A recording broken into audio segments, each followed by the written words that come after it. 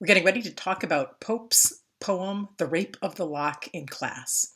You'll be reading a short introduction to Pope, and I'll also put a link to the Wikipedia page for the poem in the documents section of PWeb, since a summary of the poem might be helpful.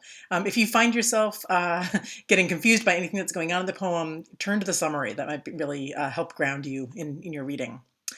The Rape of the Lock uses a heroic style to talk about very trivial matters. It's often called a mock epic. Pope wrote it in response to an awkward situation between two families he knew. A young man from one family had cut a lock of hair from a young woman in another family, and Pope claimed to be trying to smooth things over by writing this comic poem about the situation.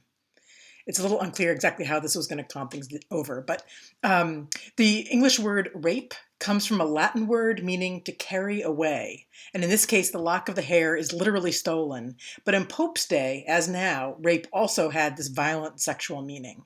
So you might just keep that in mind as you're reading.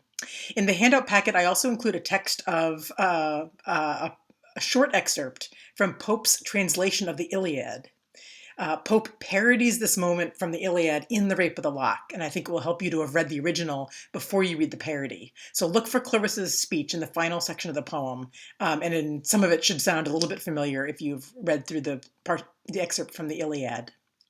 As you're reading Pope's poem, keep an eye out for examples of his time period's fascination with imperialist accumulation. Right, I'm quoting a phrase from Laura Brown that Malapeti quotes in his article about Orinoco.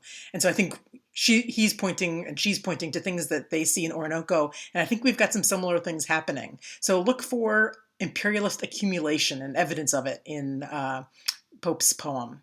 Okay, that's it. See you soon.